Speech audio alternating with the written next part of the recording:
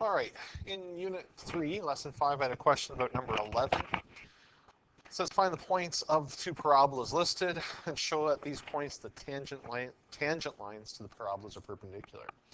So two-point process here. First one is finding the point of intersection. So that's where y1 is going to equal y2, which means 1/2 x squared will equal 1 minus 1/2 x squared. So we add a half x squared to each side, and I'd end up with x squared equals 1. X equals square root of both sides. We're going to end up with two solutions here, plus or minus 1. So therefore, it'll be at 1 or -1. Plugging it back into one of the equations. So if we pick the y equals 1/2 x squared, plug 1 into that, it will be 1/2. And if we put a -1 in, it also becomes a positive, so it's also 1/2. So there are the points of intersection. So there's part 1. Part 2, slope of each line. So this is a little bit lengthier. So let's find the slope of each line. So the first one, slope 1 equals the limit as h approaches 0 for f of x plus h minus f of x over h. So the limit, as h approaches 0, 1/2 bracket x plus h all squared minus 1/2 x squared over h. Doing our expansion,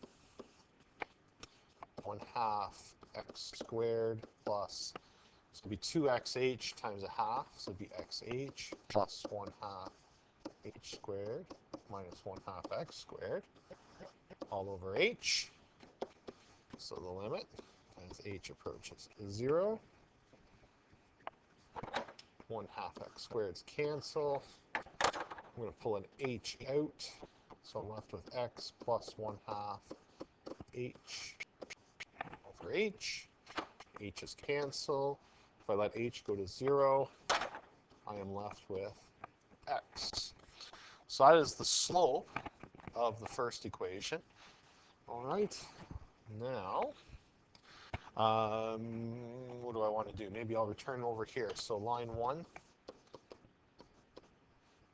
y equals 1/2 x squared.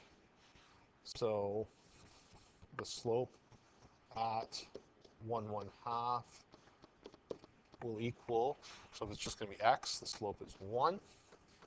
The slope at -1/1/2 is -1. So there's the first line. Continuing on my way down here, line 2, set it up the same way.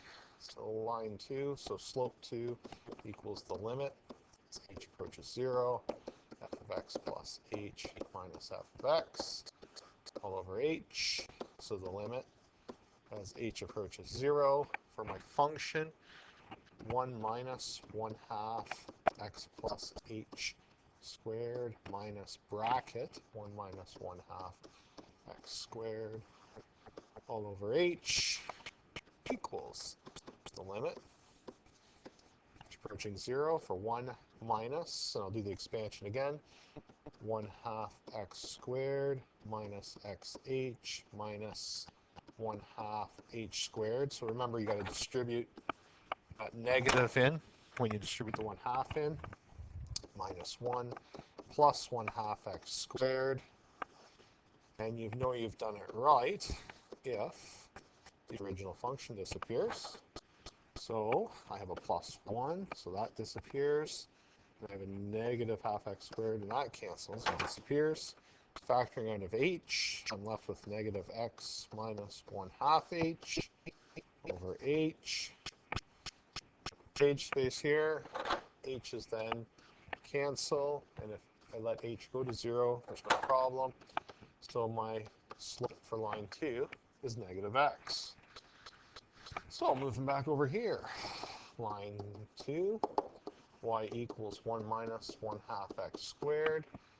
The slope at 1 half, if I plug it in, is -1. Slope at -1 half equals also +1 then. We can see then our two slopes are the negative reciprocal for each other. So remember, two lines are perpendicular, or two slopes are perpendicular if m1 is equal to the negative of 1 over m2. So if we take the negative reciprocal, for example, if the slope equals 1, the perpendicular slope would be the negative reciprocal, which would be -1. So there we go. We have shown that is true. All right. The actual question itself, it combines a lot of stuff in there. It is cumbersome, and like I said, we are going to get to a time or process where this entire block of work is one line. So when we get a couple lessons from now, you're going to go straight from first line to last line using some of the shortcuts. But that's what question 11 you need to know. And yes, I would put a question like this on the test. However, when we get to the shortcut, you're going to find out that this is a much simpler question in terms of process. So if you have any other questions to that, let me know, and I'll see if I can help you out.